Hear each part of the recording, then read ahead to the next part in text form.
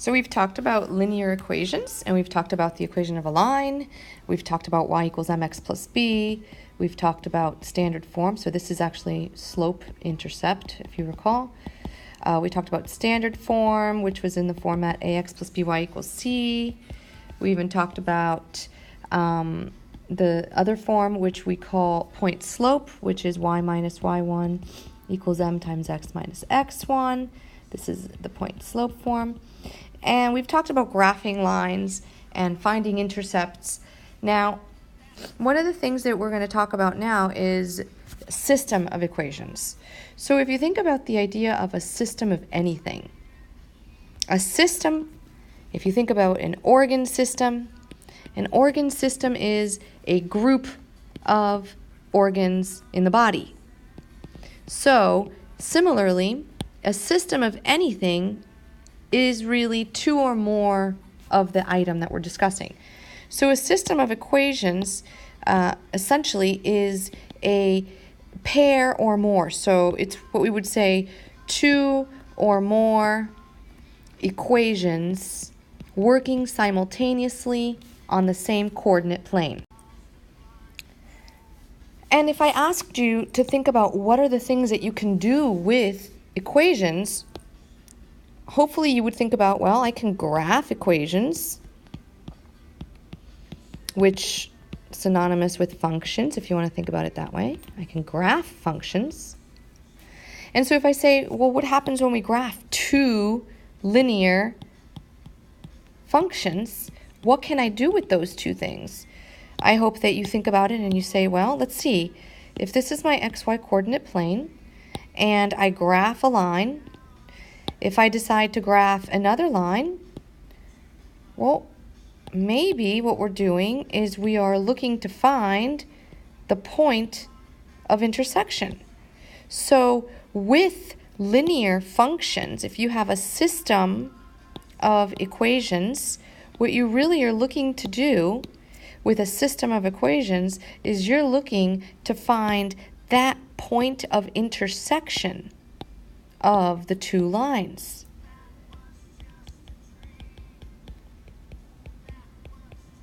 And if you remember what a point is labeled as an ordered pair. So that would be the x comma y. So when I'm asking you for the solution of a system of equations, I'm asking you to find the point of intersection, which would be given in the form of a point, x comma y. There's several ways that you can find solutions. The first is, what section 1 discusses, is finding the actual point of intersection.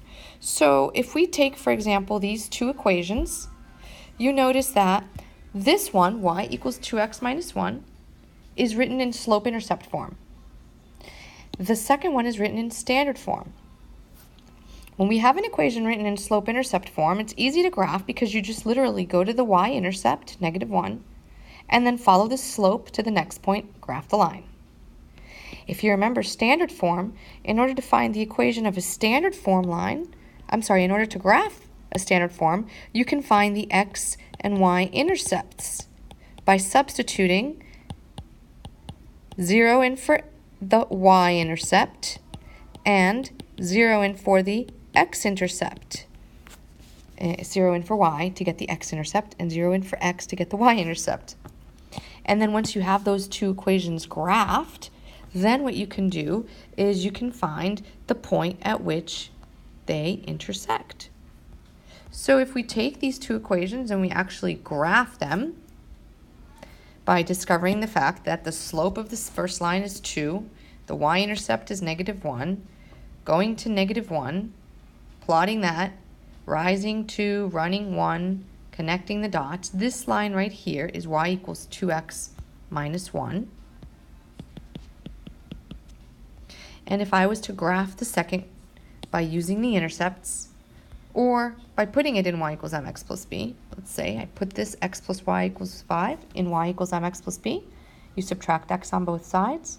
X cancels out. You get y equals -x plus 5. The slope is -1. The y-intercept is 5. go to 5, go down 1 over 1, and this graph right here, this line, is the equation. If I was to highlight it so you could see it, this is the equation x plus y equals 5. I can physically, once I graph both of them on the same line, I can physically find the point of intersection. It's right here. And this point is 2, comma, 3. So the solution to the system of equations that I'm given right here is 2, comma, 3. This is telling you that that is the point at which they intersect. In other words, you can also look to see that the x value and the y value, when you plug them into both of those equations, you are going to get a true statement. If I was to plug in 2 in for x and 3 in for y to the top equation, I would get the true statement that 3 is equal to 4 minus 1. And if I did the similar thing and I plugged in 2 for x and 3 for y, I would get that 2 plus 3 is also a true statement. So one way of checking to see if your solution is correct is by substituting the x and y value into each equation separately to see if both of them are true. This is what we call satisfying the equation. 2 comma 3 satisfies both equations that I was given to begin with. So therefore, it is a solution to the system.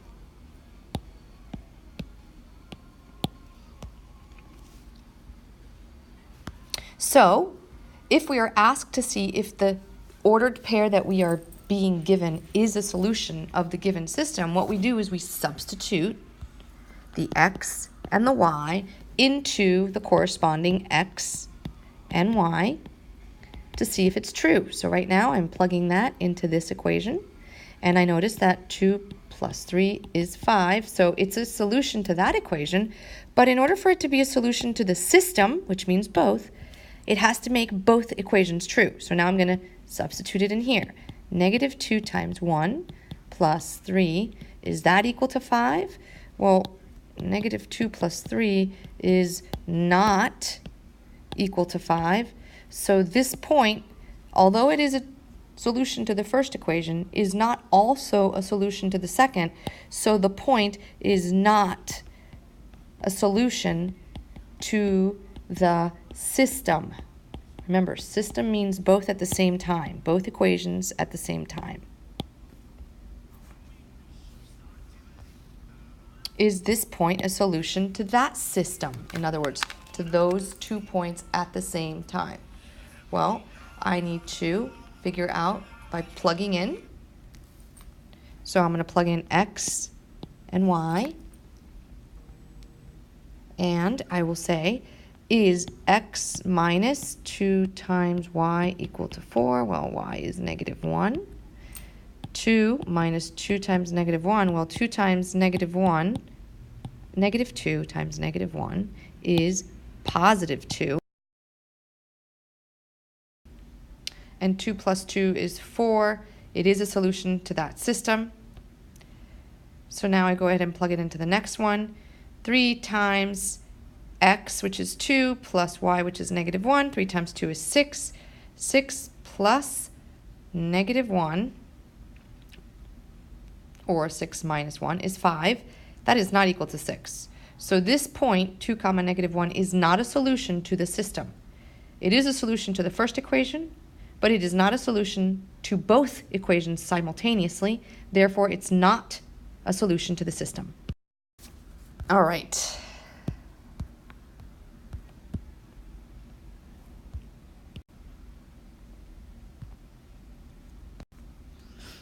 So one method of solving a system is by graphing. This allows you to identify where the lines intersect, and remember that the solution is the point where it intersects. But sometimes it's difficult to tell exactly where the lines cross, and so in order to make sure that the point is correct, you always substitute it back into both equations. So let's go ahead and graph the first one. y equals negative 2x minus 1. The slope is negative 2 over 1, and the y-intercept is negative 1. So I graph my negative 1 y-intercept, and then I remember that I'm going to go down 2 units to the right 1, plot my point. I'm going to plot a couple of points just because I want to be able to see them very well. So down 2 over 1. And now if I were to extend it up in the other direction, since the line goes this way, it's going to go up 2 to the left 1, up 2 to the left 1, and you can sort of see that there. And the reason I use lots of points is because I want to make sure that I can identify the point. Now the next one is also written in mx plus b. So the slope is 1, y equals 1x plus 5, b is 5. And I rise 1, run 1, up 1 over 1. Now if I go up 1 over 1, it's going to keep going that way. So in the other direction, it's going to go this way. And you can see how I can now identify exactly the point where we cross. It is right there, which is negative 2 comma 3. So the point of intersection is negative 2 comma 3. Check your work. Is y equal, and now I'm using this equation up here to check my work, y equals negative 2 times x, which is also negative 2, minus 1. Well, this is 4, minus 1 is 3. So yeah, it satisfies the top one. So let's make sure it satisfies the second one. Is y equal to x plus 5, x plus 5. Well, negative 2 plus 5 is 3, and 3 is equal to 3. So yes, so I know for sure that that is the point. That is the solution to my system. Remember, system means 2 equations simultaneously, 2 or more. All right. Y equals 1/3 x minus 3. Slope is 1/3. Y-intercept is negative 3. 2x plus y equals 4. Well, let me put it into slope-intercept form. And I get y equals negative 2x plus 4. So the slope is negative 2, and the y-intercept is positive 4. Let's graph the blue one first. Begin at negative 3. You're going to rise 1, run 3, up 1, to the right 3, up 1, to the right 3. I'm going to go in the other direction just so that I can visually see it a little bit better.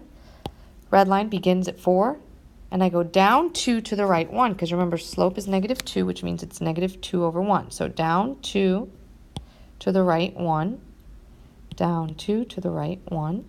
I'm going to keep going. Oh, perfect. I crossed right there. So I could see that I crossed at 3 comma negative 2.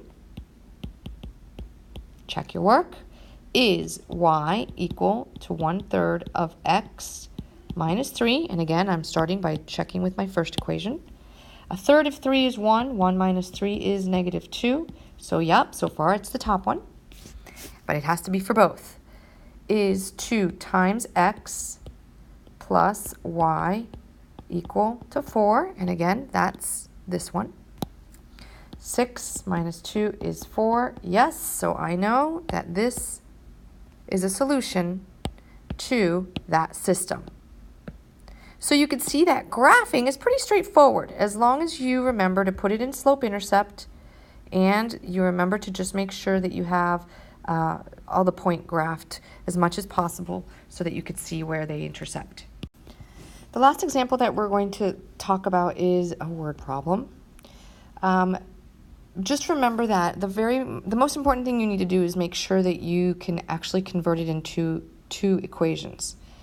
Video Club A, let's call it A is red, charges $10 for membership. So we have $10 for membership and 3 per movie. Okay, so that's my variable. So Video Club A, $10 plus 3 per movie is the cost. Let's write it as y equals 3x plus 10. Video Club B charges $15 for membership and 2 per movie. So Video Club B is 15 per membership plus 2 per movie, and that is what the total cost is. So X is the variable, it is the number of movies. Y is the dependent variable, it is the total cost. The total cost depends on the number of movies. Write this equation, y equals 2x plus 15. Now I want to know how many movie rentals will the cost be the same at both video clubs? And then what is the cost going to be? So they want to know how many movies. So they want to know what is the X value and what is the Y value where they're both the same. So this is a great example of a real world application that sometimes you guys are always like, well, when am I going to use this in the real world? Right here. So when you go to graph video club A's line, the red one, y equals mx plus b, you're going to begin, the m is 3, the b is 10. You're going to begin at 10, that's the y-intercept, and the slope of that line is 3 over 1. So you're going to go up to 3 units over 1, up 3 over 1. This is the equation, or the line, for the red one. Now I'm going to just check my work here and extend it properly using slope so I can see an exact location. So I'm going to go, if it's going to go this way, so it's going to go down 2, 3 over 1. So that's a point right there. Here's a point right there.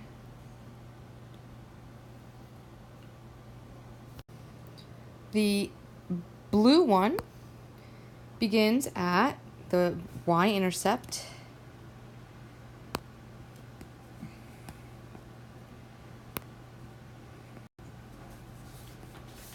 is 15 and the slope is 2, or 2 over 1. So you're going to begin at 15. You're going to go up 2 over 1. Now you're going to notice that, oh no, this is kind of weird. Well, you know it's going to be going downhill, or it's actually positive slope going uphill. But in order to get the points down here, you're going to have to do the reverse of 2 over 1. So instead of up 2 to the right 1, you're going to go down 2 to the left 1. That's just the way to get the other points. So you're going to go down 2 to the left 1, and that's right there. Down 2 to the left 1, down 2 to the left 1. You're going to keep on going. And you're going to keep on going until you find a point of intersection, which means that the red one's going to have to continue going. If the slope is 3 over 1, you're going to go down 3. And again, what you're doing is you want to know what the other points are over here. So the only way for you to do that is to extend those points by counting down 3 to the left 1, because it's the opposite, because you're trying to go in the other direction. Down 2, 3 to the left 1. And you're going to realize that what is appearing to happen is that it's going in sort of this direction, where if you were to connect the dots, it would actually connect up here somewhere.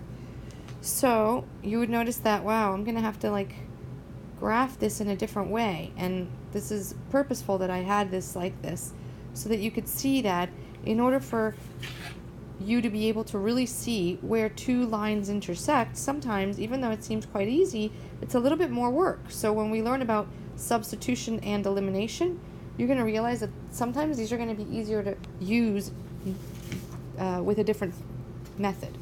So let's say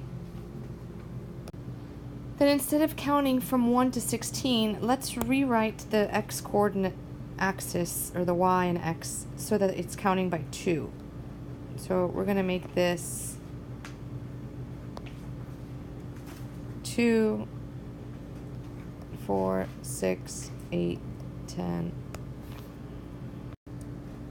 If we counted by 2s, and again, the reason I'm counting by 2s is simply, and I know it's going to look kind of funky, 18, 20, 22, 24, 26, 28, 30, 32.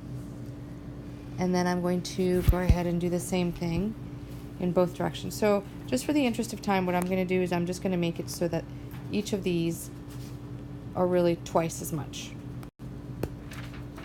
So what I've done is I've actually changed the x and y values so that I'm counting by 2. So I'm going to try to graph it now. We're going to try again with the red. Up 10, so that means it's right here. That's the y-intercept. And the slope is 3 over 1, but now I'm going to count halfway. So up 3 would be 2 plus 1 is 3 is halfway, and over 1. So what I've done is doubled it, so my intervals are counting by 2, so that means everyone in between is a single unit. So if I'm going to go up 3, I'm going to go up 2, plus halfway is 1, so that's 3, over 1, well, every interval is counting by 2s just to make the graph smaller. So up 3 over 1 would be right here. Up 3 over 1 would be right here. Up 3 over 1, up 3 over 1, up 3 over 1. Now, it's going to be your job to recognize, just because this graph is not perfect, that those things in between are actually the odd values. 15 is the y-intercept. That means that if this is 14 here, 15 is right there. And the slope is 2 over 1. So I'm going to go up 2. So that means I'm going to go up 1, 2 over 1. So up 2 over 1, up 2 over 1, up 2 over 1, up 2 over 1. Every thing in between is going to be partial. Now, you're going to be able to see that if I would have extended this red one, it would be right there. I will not give you any graphs that are this crazy where you really have to redo and do and do and redo so that they intercept and you have to find the point of intersection. Okay? I would have given you something that was much more straightforward, where the point of intersection would have been able to be graphed on your graph, and you would have been able to recognize it much easier. So as I said at the beginning of this problem, the most important thing that you're going to have to do is be able to translate the words into the algebraic equations, and remember that it's 2 equations because it's a system, and a system of equations will always mean more than 2 or 2 or more.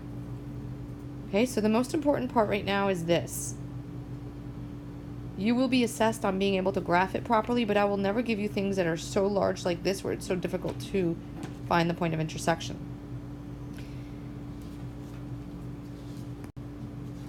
Your job is to go ahead and complete the independent practice. Make sure that you upload all of this to Canvas, graph accordingly, and make sure you list the point.